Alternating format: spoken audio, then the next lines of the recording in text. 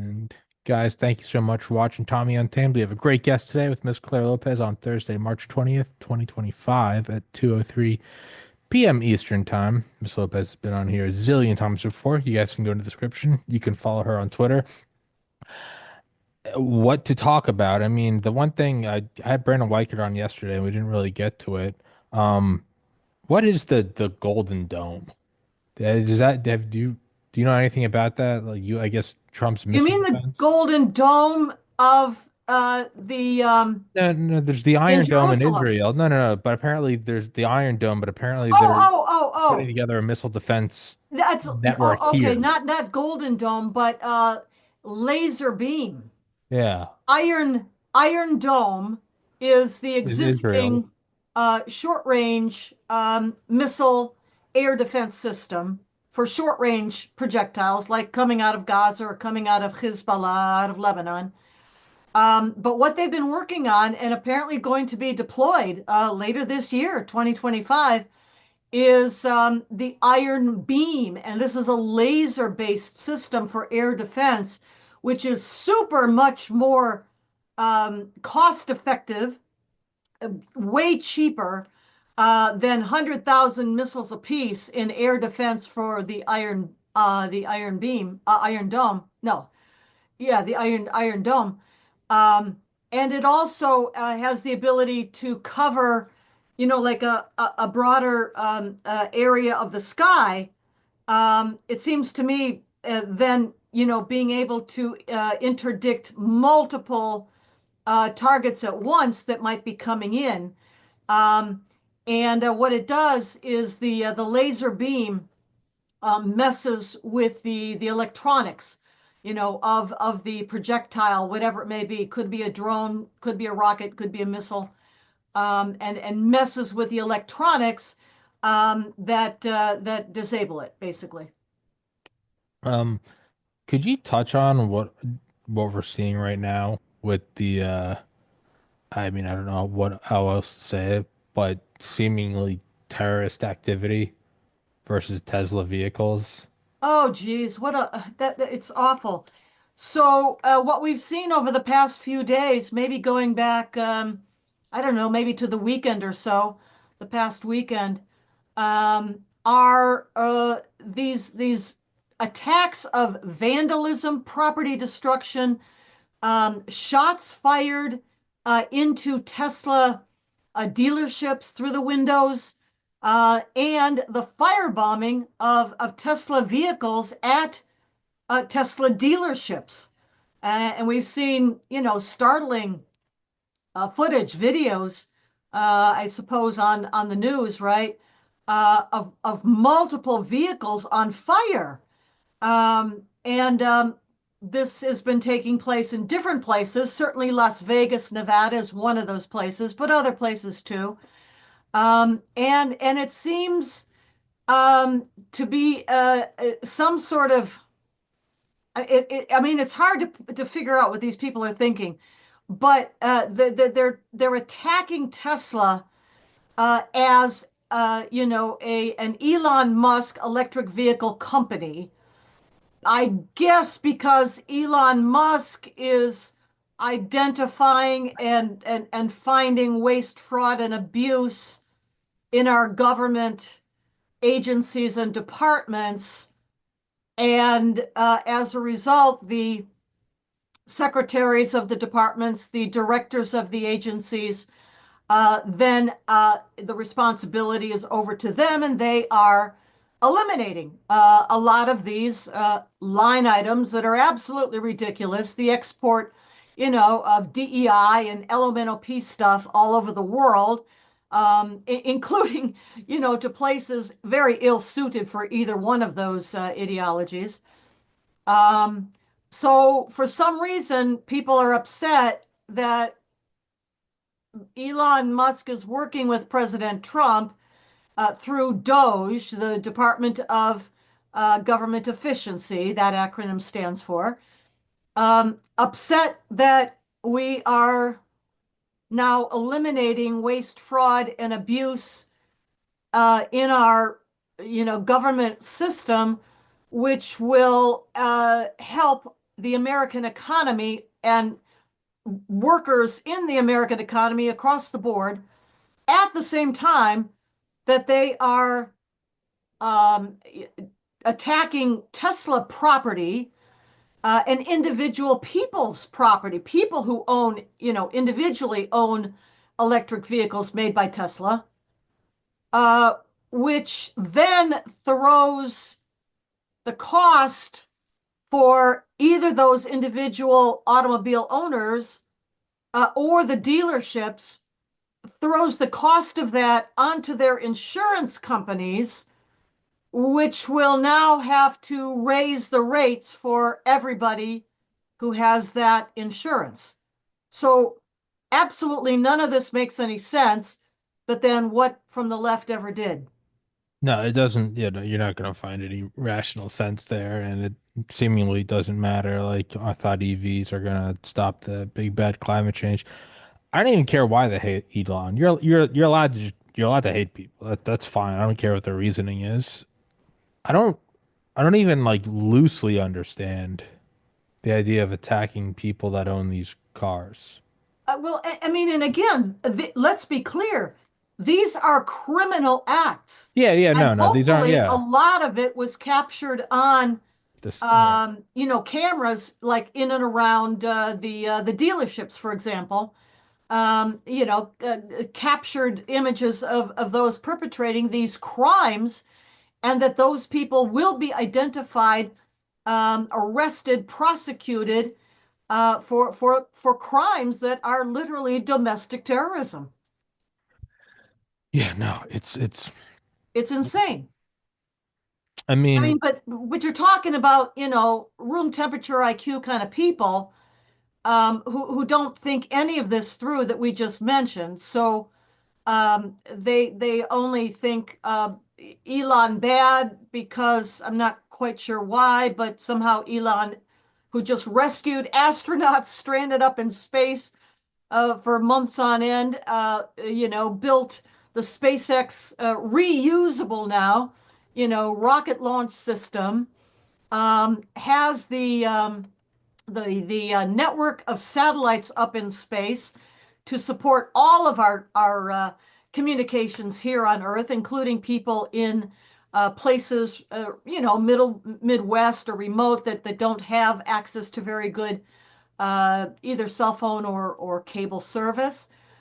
He's done all of that, and built the Tesla electric vehicle company. I mean, whether you want or like an electric vehicle or not, that's up to the market. People can choose what they want or should be able to, without, fear of, domestic terrorism. And I mean, only luckily so far, it seems that there have been no casualties among people. But what about the next time they throw a firebomb into a Tesla showroom or set a fire another Tesla vehicle? What if people are nearby the next time? It's only fortunate so far that nobody has been hurt or killed. I I don't in no way does this hurt Elon Musk. That's the other No, thing. no, It's like it's not even that the reason for hating him is stupid, and it's not even the acts they're carrying out are criminal. It doesn't hurt him. no. Just regardless of the first 2 points, it in no way hurts him. It is in no way he did. If anything, he's gonna make money off this. I mean, I mean, it you're talking about, criminals who haven't thought things through because they're probably not capable yeah. of rational thought in the beginning. Yeah, I mean, yeah, it's yeah, I just don't I really do. I think the what's most fascinating to me is that just as like a placeholder, it's interesting how quickly, almost like a software update, you can make a group of people think something. And like Elon Musk as a character and as the things he does is a traditionally like liberal icon, right? I mean, He was before, wasn't he? that's what I mean. If You you know, just took his brilliant actions, entrepreneur, brilliant that's what I mean. engineer, and founder and CEO of fabulous companies. But all of a sudden, not so much. Each individual idea, the constituent components of who he is as a business icon, are things that are okay. EVs, we're getting away from, fossil fuels. Okay, we got to get off the planet. We got to become multiplanetary. Okay, internet to the people who don't have access to it and are seemingly being left behind as the rest of the world marches forward. Neuralink, so people that are stuck in, wheelchairs or can't speak Oh, can that's another interact with the part. world. Yeah. All of Helping people these, to walk, helping people to see. Twitter, free I speech. mean, I just disagree with what amazing. you say, but fight to the death for your right to say it. All these things individually, you would really over the last 10, 50, you'd be like, yeah, that's more of a kind of like a liberal superstar icon. Add them all up, and you get Elon Musk, and then it's just the eyes gloss over Nazi. I don't I mean, there aren't any Nazis left. Nazis died with the Third Reich, and that was about 80, 80 years ago. 75 years ago or more. 80 this year, right? 45, 45 to Yeah, 25. Yeah. I can't do math in my head, but yeah, a long time ago, many decades, there aren't any more Nazis. They're Yeah. gone. They disappeared. Fascism doesn't exist anymore. It's gone. But even if there were Nazis, Elon Musk is not one. No, of course not. That's what I mean. Is so, but again, what I I guess mean, what if he is not the very embodiment of the free market capitalist it, system, I don't know what is or who what is. no, no, yeah, no, an immigrant who built this entire thing and said, I want to make the world better. I want to get us off this planet. I want to, make it, I'll be aware of AI. I want to make sure that this thing doesn't take over all of these things are incredible things that has someone that, I mean, grew up kind of, high school and college, the late 2000s, early 20 teens, like on Reddit. Elon, he is untouchable icon. This man is Tony Stark. He is Iron Man. He can do no wrong. He's making the world better. Be more like Elon. He's not an evil capitalist.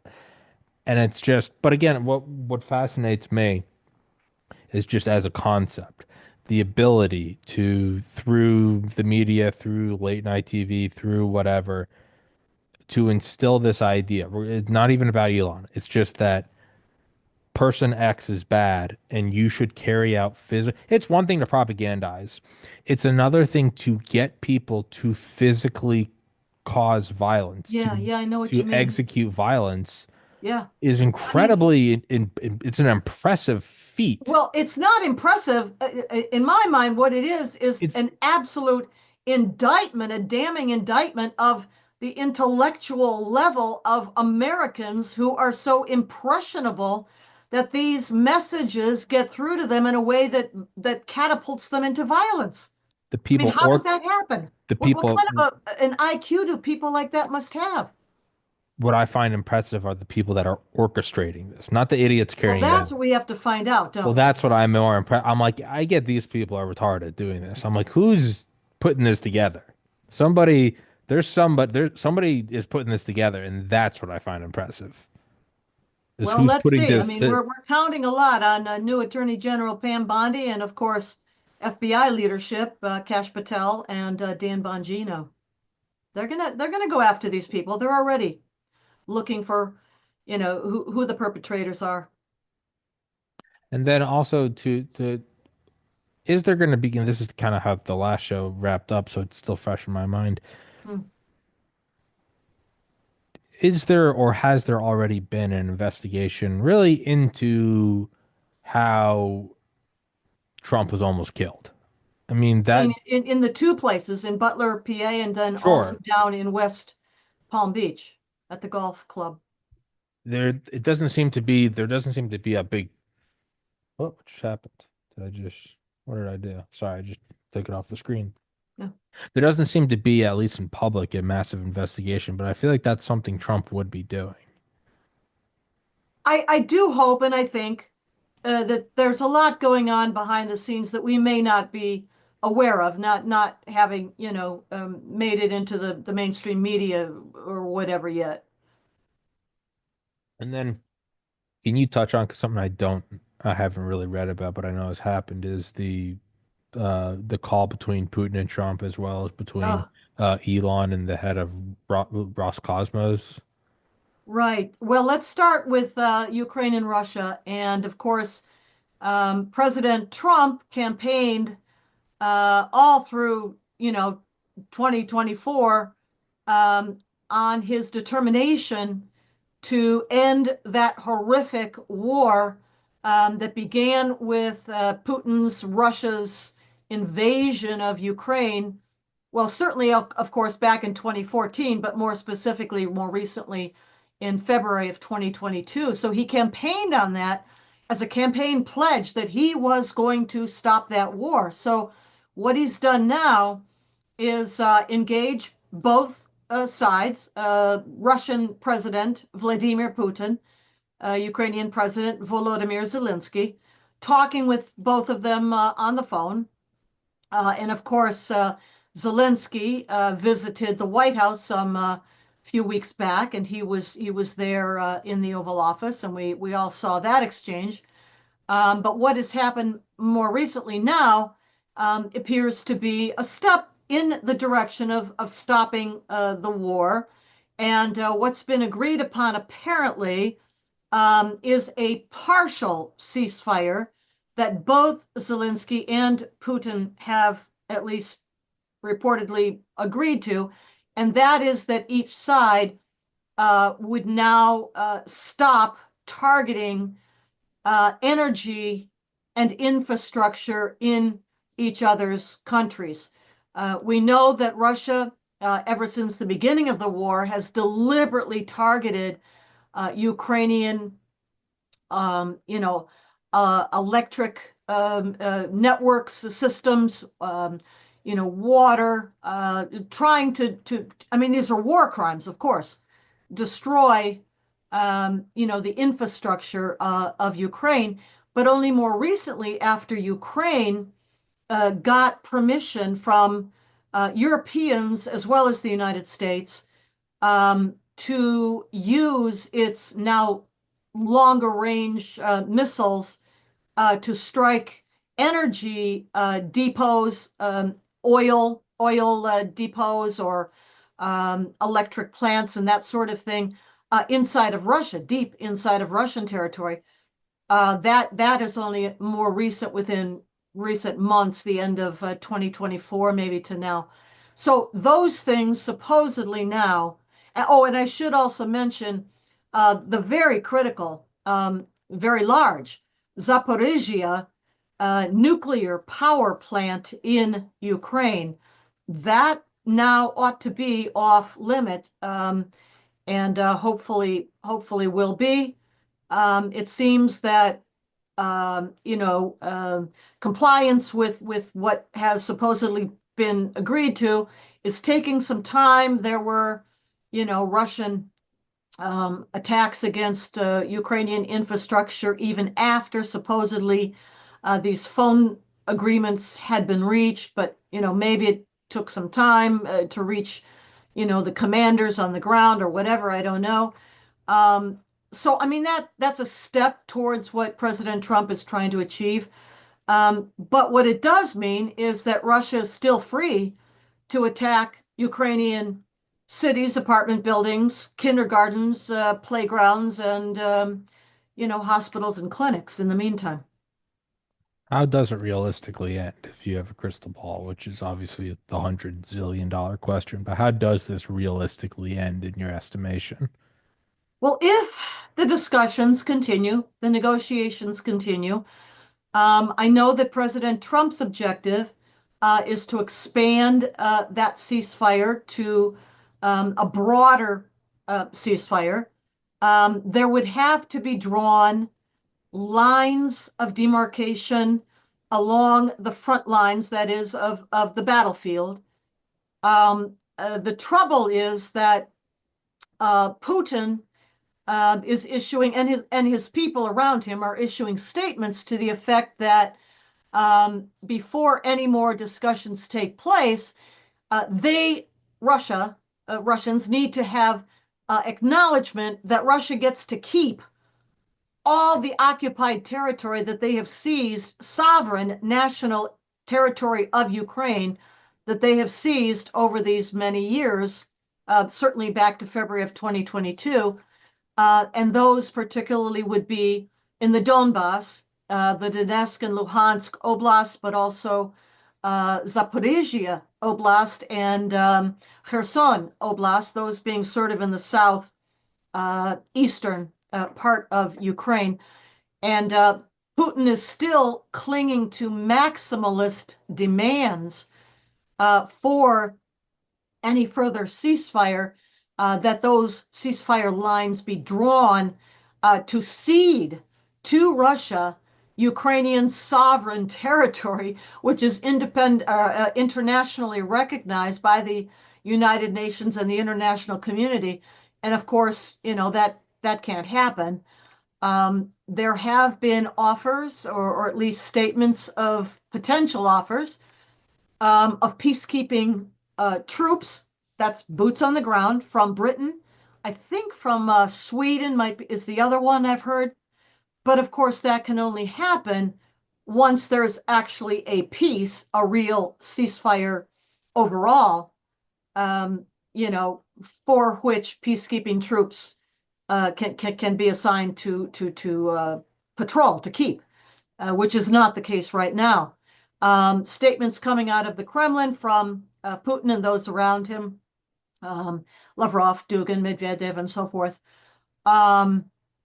continue to cling to, as I said, maximalist Russian demands that essentially, Ukraine, I mean, the objective, of course, is that Ukraine cease to be an independent sovereign nation, and that it be once again under the tyrannical rule of Russia, of Moscow, an expanded, Soviet Union once again, or if not, Russian Empire, and that Zelensky violate his own constitution, which bars national elections in wartime under martial law, which is, of course, the situation that has prevailed since February of 2022. That's the Constitution of Ukraine.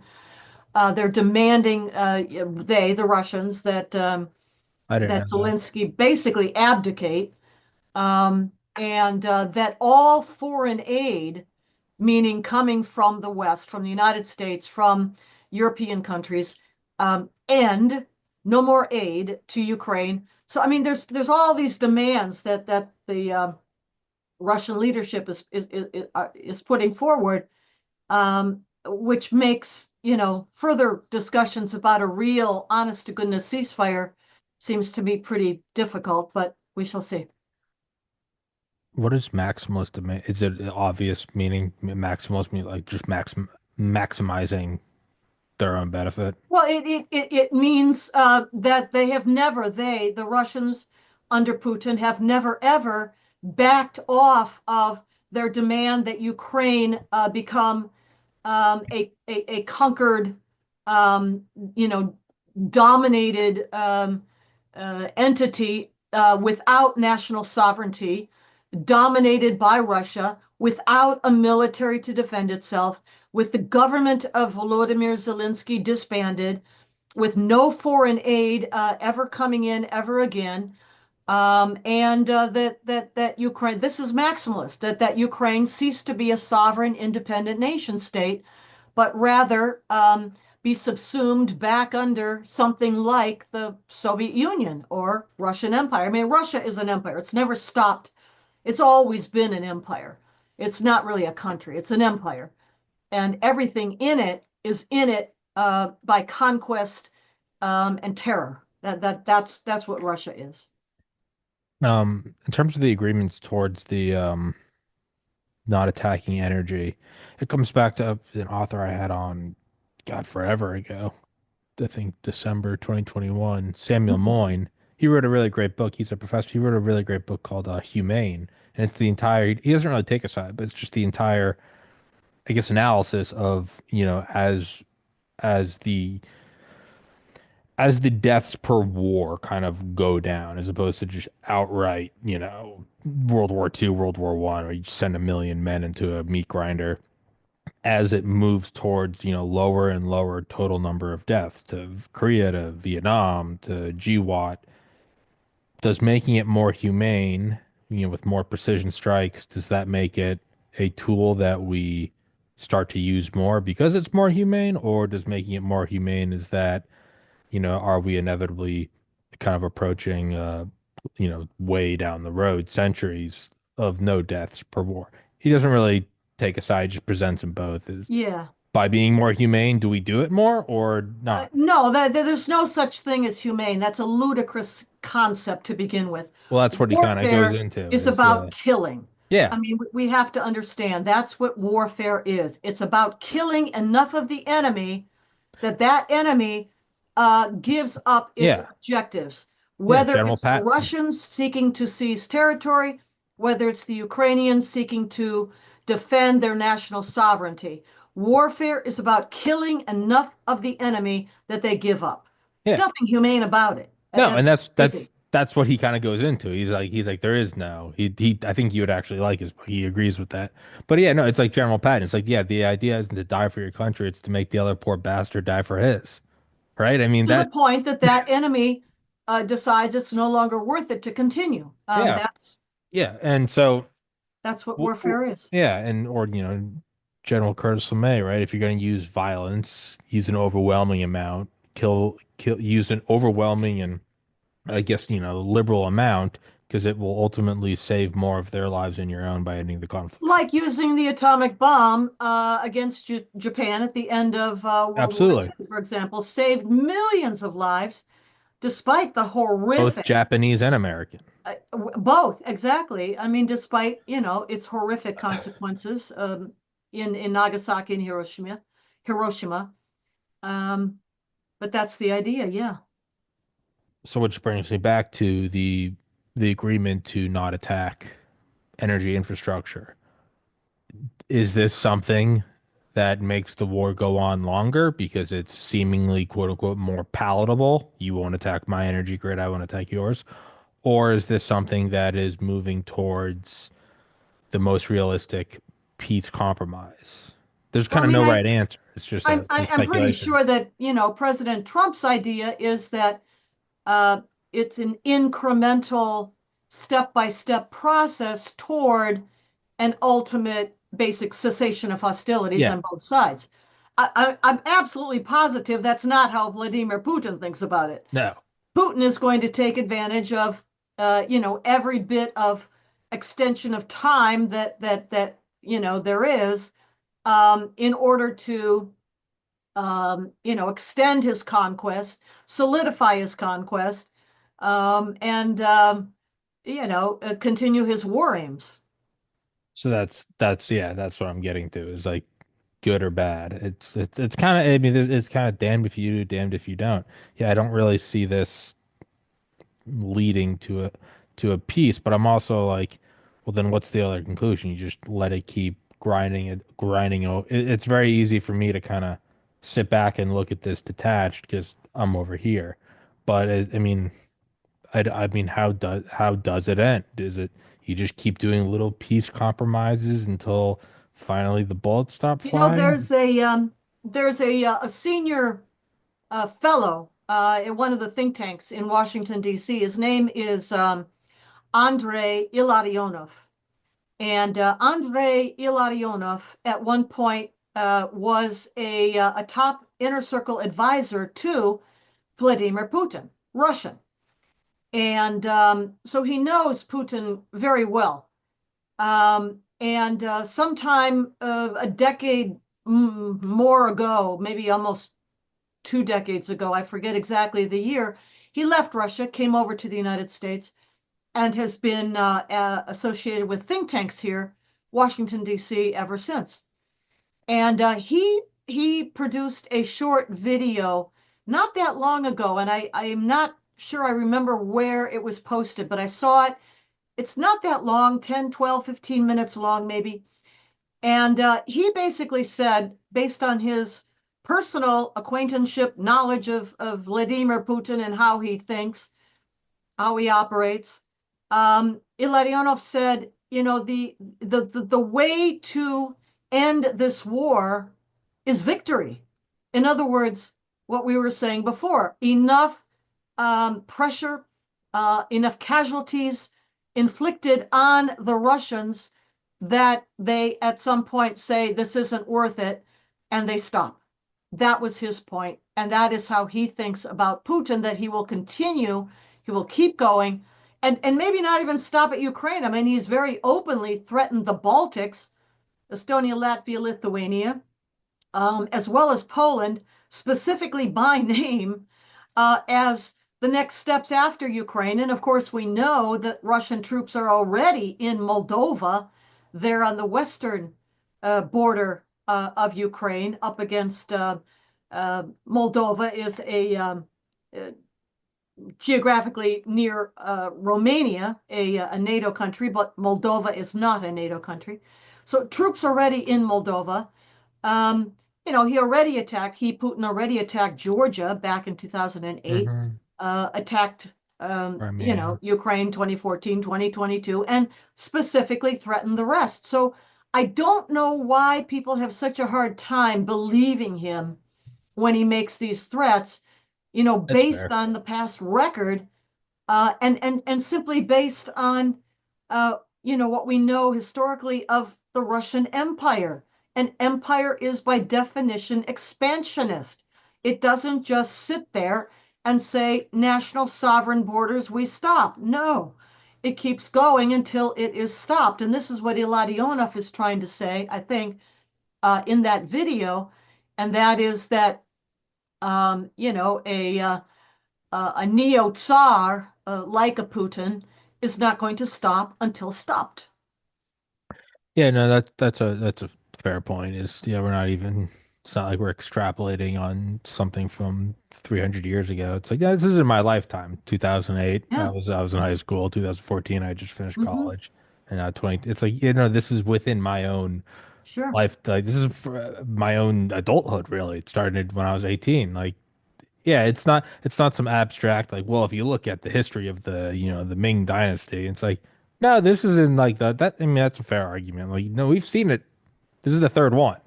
This isn't some like, well, if it happens again, like, no, this is the again. Um, to the to the agreement on not attacking the energy, how does that tie into? Because I think the day after or the day of the Zelensky Trump flare up in the Oval Office, I believe the State Department announced I don't know why I remember this, just stuck in my head. The termination of, I guess, the American reconstruction of their energy grid or electricity grid specifically, or does that tie into that where it's like, hey, we're Well, not it's paying it's for this it's anymore? yeah, no, it's a step after that, when Trump and Zelensky sort of patched things up, and have now moved through these phone calls, multiple, to the ceasefire arrangement that the U.S., Ukraine, and Russia supposedly, not so sure about Russia, but Ukraine and the United States have accepted, and Putin, as we said, still holding out for his maximalist claims, objectives. But I would add one thing about, when we're talking about the behavior of an empire like Russia over the centuries, and certainly in our own more recent lives past. Um, and that is that the excuse is thrown up over and over again. This is pure Kremlin propaganda, by the way. This has nothing to do with reality. But the excuse that, well, Putin had no alternative, to invading Ukraine, because NATO had expanded further eastward after the breakup of the Soviet Union back in 1991. Well, nothing could be further from the truth, of course. We all know that. Putin knows that too. The truth is that what happened after the Soviet Union broke up and the captive nations behind the Iron Curtain post World War II, essentially the Warsaw Pact, broke free and became sovereign, independent nations, in control of their own sovereignty. Um, it's not that NATO moved east. It's that Europe and these countries formerly under, Russian domination moved west. It's in the opposite direction because these countries, Poland, Hungary, Czechoslovakia, now Czech Republic and Slovakia, the Baltics, Germany reunited, Eastern and Western Germany. It's not because they joined NATO and NATO was moving to the east. It's because these countries, in their thinking, the way they wanted to develop their own national identity, that moved west. It's not that it moved east, it moved west. And the reason that that was a threat to Putin and Russia is because the ideology of Western liberal democracy taking hold in these countries, individual liberty, sovereign national identity, with defensible borders, that could infect Russia and the Russian people at some point. That's the threat. It's nothing about NATO, which is a purely defensive organization. It's about the mentality. It's about the ideology. It's about the thinking of countries and their people who want to be free of domination, to live as independent sovereign nations with all of the characteristics of Western liberal democracy, as we said, individual liberty, of for government, of for by the people, a government of the people, uh, you know, uh, governed by the people. All of these characteristics, free press, free speech, freedom of association, freedom to petition the government for redress of grievances, all of these things in our foundational documents define what liberal Western style democracy is, and they wanted it Hmm. post USSR, post 1991. So, again, the point I'm making is that it's not that NATO moved east. It's that the European countries freed of Russian domination moved west. And that is contagious. Ideas like those are contagious. And that's what Putin fears more than anything. Gotcha.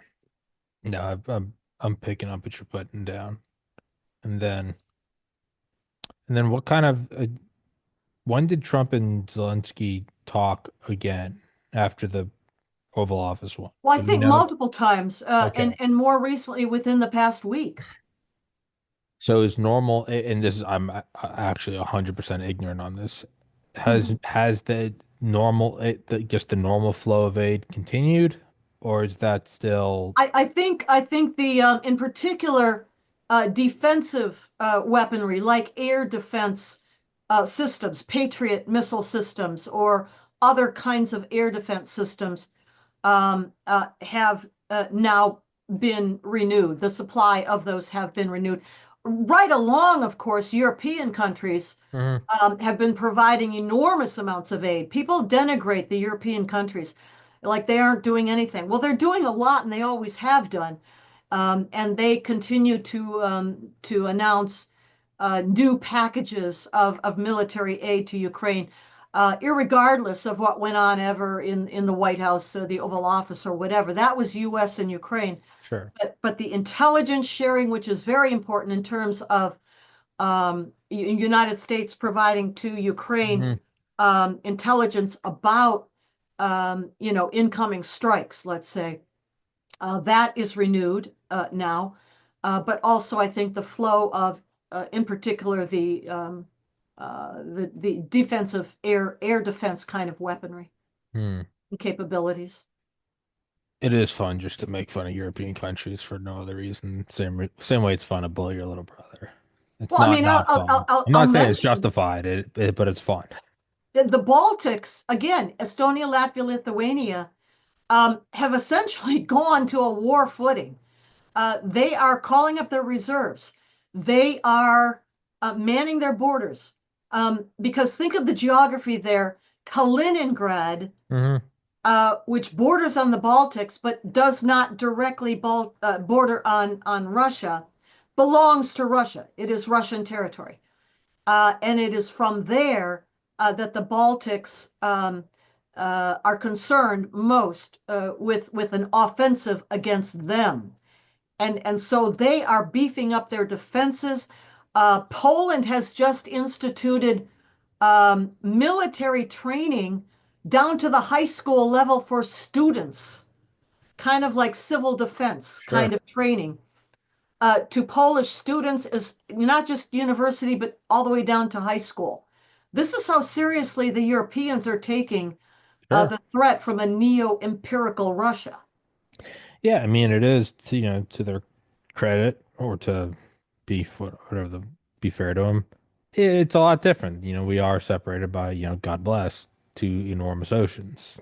It's a different, no matter how you slice it, pro against XYZ, it's a lot different when it's Well, just they've right been there. under Russian domination post World War II. They know what Well, it's yeah, like that's to be the Iron crushed Curtain has descended under from, Russian yeah. tyranny. Yeah, no, it's always, yeah, no, it is a different level of you know, you do have to, Awareness. Yeah. yeah, Appreciation of the threat. yeah, you can have CNN saying it's fiery but mostly peaceful protests, but if you live there, you're probably loading your shotgun and being like, yeah, I don't really care what anyone says. I'm looking at it with my own eyes. So that's, fair to them. To kind of lastly pivot towards, and because this one it just seems awesome, is the who's it, Bukele? Yeah, Nayib Bukele is the president of El Salvador, where I Well, yeah, served what is back all when that? Like, that's where you were? I served there for 2 and something years, way Oh, back. okay. Yeah. All right, I didn't know that. It's During the last years of the Civil War, as a matter of fact, oh, really? from 88 to 90.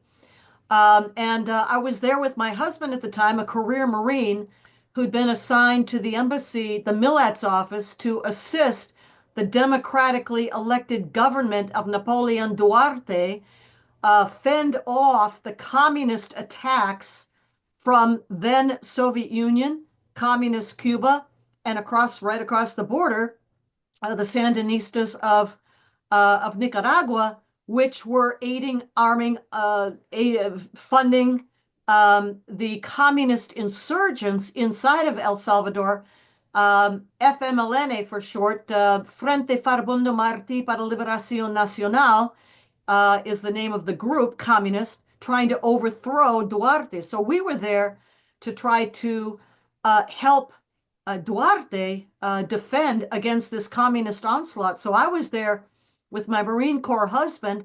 And at the time, our little daughter, who was only about 2, 3 years old at the time, and who wound up underneath the bed in the nanny's bedroom when we found ourselves in the middle of urban warfare and a RPG took off a chunk of our roof. I was Yeah, right above that bedroom where she was under the bed with the dog. I There wasn't room for the nanny, or she would have been under there too. it's because I've done so many episodes. I was just saying this in the last episode. I podcasts, personal conversations, books, and dreams all kind of run together now. And I was gonna say, Sure. as Oh you're yeah, saying this, I was gonna say, was there an RPG involved? And I there do remember at was. one point you had Yeah, said I I didn't told you know where about it this. was. Yeah, Yeah, yeah. I think So yeah, we weren't, we weren't involved per se, but there was an RPG although my involved. husband was, but we got caught in the middle of urban warfare because the FMLNA staged a final last offensive by surprise somewhere. I think it was around October, middle of October of 1989. And they took a lot of territory actually, because the Salvadoran military was taken by surprise. We didn't get much warning before the onslaught began. And so the fighting then went through each of our neighborhoods, each of our suburban, we were sort of a suburb of the capital, San Salvador, which sits in the bottom of kind of a bowl with mountains rising around it. And our neighborhood was called Lomas de San Francisco, and it was up the hill a little bit from downtown. Anyway, the fighting swept through all of our neighborhoods one by one over the weeks, and that's how our house got caught in the middle of it. And yeah, an RPG landed on the roof, and the neighbor called me up, and she says, your roof's on fire. Well, thank you for letting us know, but there's not much we can do about it. We can't even stand up straight right now because stuff was flying.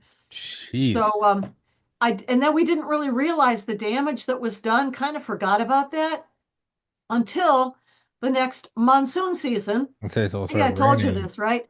I don't And remember this. No. then the maids, the nanny, everybody's running around the living room trying to find buckets because the rain was pouring through the roof in all the holes that were made Jeez. when this RPG hit it, months prior, but we didn't realize the damage. And so they're trying to get buckets all over the living room. Lord.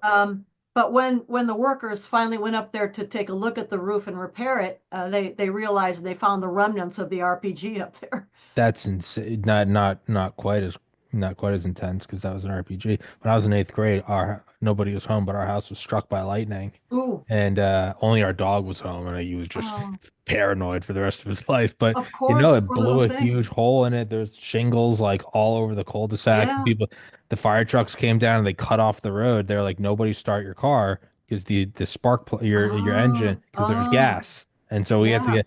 I just vaguely remember that. Wow. Like, yeah, no, yeah, that Well, I mean, blew a hole in the roof. after all this urban fighting that continued for quite a while, the State Department, the embassy, decided to evacuate all the dependents, Yeah. and so our little daughter had to get evacuated up to cousins in Texas for a while, and my husband and I, we moved. They wanted to consolidate us so that it would be easier, people would be safer, not spread out all over the neighborhoods. So we moved in with this Singleton lady who gave us the upstairs of her townhouse. I guess it was townhouse, and she was downstairs. And very shortly after we moved in, one night, we're up there, and we got mortared for 3 hours one night. Jesus.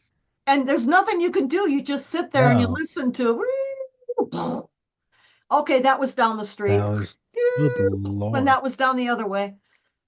We never got hit, thankfully. But That yeah, so definitely has we to, got mortared too. that definitely shapes your thinking though. Oh yeah. Oh yeah. Well, as Well, opposed to somebody good like news is me that who it's, in the everything. end, Well, yeah. the democratically elected government of the President Duarte of El Salvador was defended and saved. But I mean that's gotta in the same way that all of our experiences shape all of our thinking Oh and yeah. different reasons that that's gotta versus me. I'm 30, like I've never left the United States. Everything I know about wars through books I've read or people I've interviewed, that's gotta change your thinking. Be it talking about Ukraine or Sure. Israel or Oh this, yeah. that's right. That's gotta be different. To be like, yeah, I mean, even that little thing that's gotta it's Yeah, very I mean, easy. Yeah. I've been other places. I was in Caracas, Venezuela, when um, Hugo Chavez, who later became president, now deceased, staged two attempted coup d'états, and we had tanks in the streets and F-16s in the skies. I was in Bulgaria when the government was brought down by the people. Civil unrest, all of this. But you were asking me about Nayib Oh yeah, I completely Bukele, forgot weren't you? about that. Yeah. Yeah, no, about was it the Salvador. yeah, how many and then what I know there's agreement where they got that crazy jail and they were like, we'll take it for a fee that's good for us because we don't have to Uh-huh. care for them and it's good for them because Yeah. the exchange rate. What all was the big transfer a couple days ago? Right. So there were a couple of planes full of um, some of the most dangerous of the worst of in Tren de particular Agua? gang members, in particular Venezuelan gang members from the Tren de Aragua, but also Salvadoran gang members from MS-13. And they amounted to, I think, something over 300 individuals altogether, a couple planes.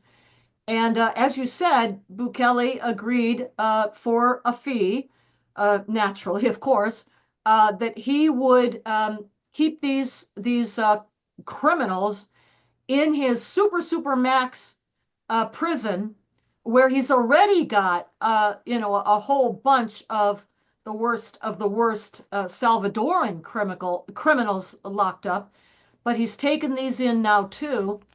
And the I don't know, the brouhaha about it was that some local jurisdictional judge Yeah. out in California with delusions of grandeur dancing in his head or something, decided to issue um, an injunction, a judicial ruling against President Trump and the administration, forbidding them from deporting these plane loads or any further plane loads, I guess, of criminals, gang members. And the thing was, though, that the planes had already taken off and reached international airspace. And this Oh, stupid little judge out in California had no idea about the amount of fuel on board the planes, for example, when he told them to turn around in midair and come home. So they duly landed safely in Venezuela, discharged their passengers, if you will. And we saw the film footage of them being marched off the planes in shackles into the waiting hands of the Salvadoran police, military, and taken off to the prison. the hatred I have for people that cry foul but don't ever care about any civilian killed in the United States, Yeah. fentanyl overdose. There's never a not even a Just crocodile not even a tear. consideration, Not even a oh you're an evil. You're oh Yeah. she got raped. Hey, it doesn't I mean, happen to he had everybody. no, young daughter, like Jocelyn and Gary or Lake and Riley, Yeah, no, or they're Rachel, what was her name? Rachel, I'm blanking on her last name. Apologies. Um, Mad, something. He didn't have any of those in his family. He didn't have casualties, as you said, Tommy, from fentanyl in his family. Um, besides which, the basis upon which he was issuing his ruling is completely bogus. He was saying that because President Trump is relying on a law passed in 1798 called the alien. Alien Enemies Act, which permits the President of the United States uh, to deport those aliens who are enemies, who are invading our country, alien enemies, because I don't know, because the law was so old, it shouldn't apply anymore or something. And I saw the perfect Tom comeback Homan, yeah. from our fantastic border czar Tom Homan, I think it was, He said yeah. the Constitution's And he 22 says, years older than that. yeah, the Constitution is older than 1798, and we're still at least supposed to be abiding by that. So, the basis for the ruling, Mark Levin went into this in quite a bit of detail, and he's a brilliant, constitutional scholar, lawyer. On his show, one of his shows this past weekend, Saturday or Sunday night, forget which, um, and he explained all of this about, the law and what it means and the authority that it does give our president to defend this country against invasion, which we are being invaded, not necessarily by a nation state or a country, but invaded nevertheless. And the president has the right to deport those people, which he has done and will continue to do. Yeah, I can't stand these judges. Well, That and the fantasy that some local jurisdictional judge, yeah, it's some has the right to issue a ruling to the not just president. against the entire executive branch of the United States government and the president, who is the executive branch, but that injunction or that ruling is applicable across the entire United States. When this little judge sits in some little jurisdiction in Yeah, some place, it's and. Yeah, California someplace. Well, yeah, no, no, that jurisdiction does not apply. And this law, as I heard Stephen Miller, brilliant, I can only remember part of it, but one of the key points was this is not justiciable. This is not, in other words, subject to a justice ruling, a judge's ruling, never mind out of some little tiny jurisdiction out there in California.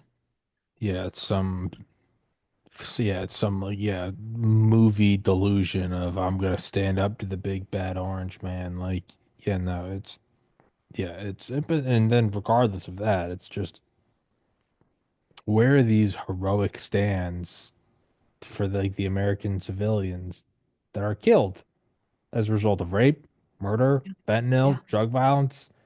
None they of don't it. care. They But don't care. how dare you remove them from this country? Yeah, no, it's nothing more than delusion. It truly is just delusion, just and everyone just cheers them on, and it's like And a point that I think both Stephen Miller and Mark Levin, if I recall, made in each of their discussions about this was that, eventually what's probably going to happen is that appeals and so forth reach to the Supreme Court, which will have to step in and issue a ruling about the authority of these local judges, some of whom might not even have been elected, some of them are appointed, yeah, others are elected, but their authority, the extent of their authority, I think it's going to have to be,